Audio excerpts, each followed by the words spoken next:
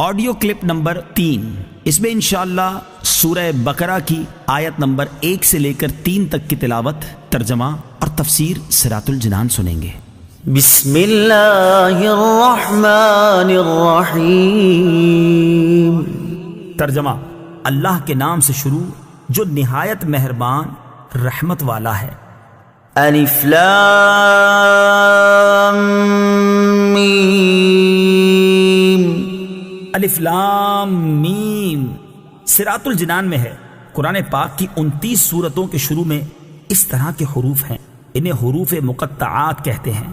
ان کے بارے میں سب سے قوی قول یہ ہے کہ یہ حروف اللہ تعالیٰ کے راز ہیں اور متشابہات میں سے ہیں۔ ان کی مراد اللہ تعالیٰ جانتا ہے اور ہم ان کے حق ہونے پر ایمان لاتے ہیں۔ ذالک الکتاب لا ریب فیہ ھدی للمتقین۔ ترجمہ: وہ بلند رتبہ کتاب جس میں کسی شک کی گنجائش نہیں، اس میں ڈرنے والوں کے لیے ہدایت ہے۔ لا ریب، کوئی شک نہیں۔ تفسیر صراط الجنان میں ہے۔ آیت کے اس حصے میں قرآن مجید کا ایک وصف بیان کیا گیا کہ یہ ایسی بلند شان اور عظمت و شرف والی کتاب ہے جس میں کسی طرح کے شک و شبے کی کوئی گنجائش نہیں، کیونکہ شک اس چیز میں ہوتا ہے جس کی حقانیت پر کوئی دلیل نہ ہو، جبکہ قرآن پاک اپنی حقانیت کی ایسی واضح اور مضبوط دلیلیں رکھتا ہے جو ہر صاحب انصاف اور عقل مند انسان کو اس بات کا یقین کرنے پر مجبور کر دیتی ہے کہ یہ کتاب حق ہے اور اللہ تعالیٰ کی طرف سے نازل ہوئی ہے۔ تو جیسے کسی اندھے کے انکار سے سورج کا وجود مشکوک نہیں ہوتا، ایسے ہی کسی بے عقل مخالف کے شک اور انکار کرنے سے یہ کتاب مشکوک نہیں ہو سکتی۔ ھدی للمتقین، ڈرنے والوں کے لیے ہدایت ہے۔ تفسیر صراط الجنان میں ہے۔ آیت کے اس حصے میں قرآن مجید کا ایک اور وصف بیان کیا گیا کہ یہ کتاب ان تمام لوگوں کو حق کی طرف ہدایت دیتی ہے جو اللہ تعالیٰ سے ڈرتے ہیں، اور جو لوگ نہیں ڈرتے انہیں قرآن پاک سے ہدایت حاصل نہیں ہوتی۔ یاد رہے، قرآن پاک کی ہدایت و رہنمائی اگرچہ مومن اور کافر ہر شخص کے لیے عام ہے، جیسا کہ سورہ بقرہ کی آیت نمبر 185 میں اللہ تعالیٰ نے ارشاد فرمایا، ھدی للناس، یعنی قرآن مجید تمام لوگوں کے لیے ہدایت ہے۔ لیکن چونکہ قرآن مجید سے حقیقی نفع صرف متقی لوگ حاصل کرتے ہیں، اس لیے یہاں ھدی للمتقین یعنی متقین کے لیے ہدایت فرمایا گیا۔ تقویٰ کا معنی ہے نفس کو خوف کی چیز سے بچانا، اور شریعت کی اصطلاح میں تقویٰ کا معنی یہ ہے کہ نفس کو ہر اس کام سے بچانا جسے کرنے یا نہ کرنے سے کوئی شخص عذاب کا مستحق ہو، جیسے کفر و شرک، کبیرہ گناہوں، بے حیائی کے کاموں سے اپنے آپ کو بچانا، حرام چیزوں کو چھوڑ دینا اور فرائض کو ادا کرنا وغیرہ۔ اور بزرگان دین نے یوں بھی فرمایا ہے کہ تقویٰ یہ ہے کہ تیرا خدا تجھے وہاں نہ پائے جہاں اس نے منع فرمایا ہے۔ الذين يؤمنون بالغيب ويقيمون الصلاة ومما رزقناهم ينفقون۔ ترجمہ: وہ لوگ جو بغیر دیکھے ایمان لاتے ہیں اور نماز قائم کرتے ہیں اور ہمارے دیے ہوئے رزق میں سے کچھ ہماری راہ میں خرچ کرتے ہیں۔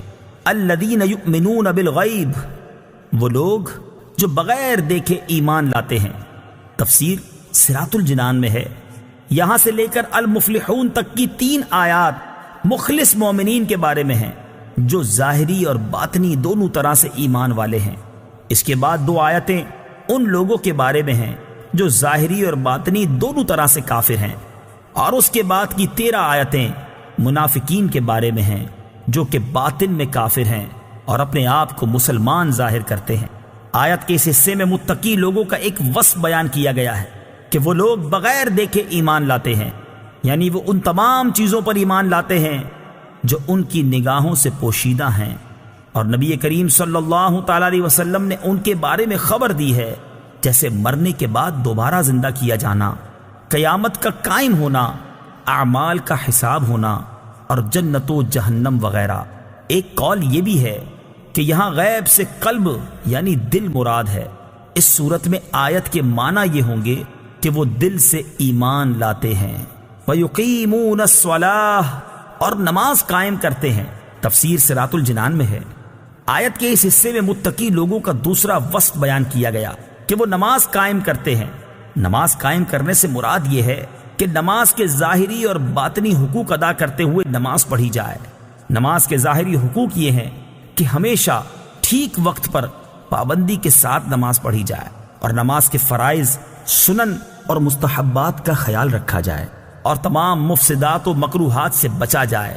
جبکہ باطنی حقوق یہ ہیں کہ آدمی دل کو غیر اللہ کے خیال سے فارغ کر کے ظاہر و باطن کے ساتھ بارگاہ حق میں متوجہ ہو، اور بارگاہ الہی میں عرض و نیاز اور مناجات میں محو ہو جائے۔ حضرت عقبہ بن عامر رضی اللہ تعالی عنہ سے روایت ہے، سید المرسلین صلی اللہ تعالی علیہ وسلم نے ارشاد فرمایا، جو بھی مسلمان اچھے طریقے سے وضو کرتا ہے، پھر کھڑے ہو کر اس طرح 2 رکعت نماز پڑھتا ہے کہ اپنے دل اور چہرے سے متوجہ ہو کر یہ 2 رکعتیں ادا کرتا ہے، تو اس کے لیے جنت واجب ہو جاتی ہے۔ حضرت ابو سعید خدری رضی اللہ تعالی عنہ سے روایت ہے، حضور اقدس صلی اللہ تعالی علیہ وسلم نے ارشاد فرمایا، جس نے جان بوجھ کر نماز چھوڑی تو جہنم کے اس دروازے پر اس کا نام لکھ دیا جاتا ہے جس سے وہ داخل ہوگا۔ وَمِمَّا رَزَقْنَاهُمْ يُنْفِقُونَ، اور ہمارے دیے ہوئے رزق میں سے کچھ ہماری راہ میں خرچ کرتے ہیں۔ تفسیر صراط الجنان میں ہے، آیت کے اس حصے میں متقی لوگوں کا تیسرا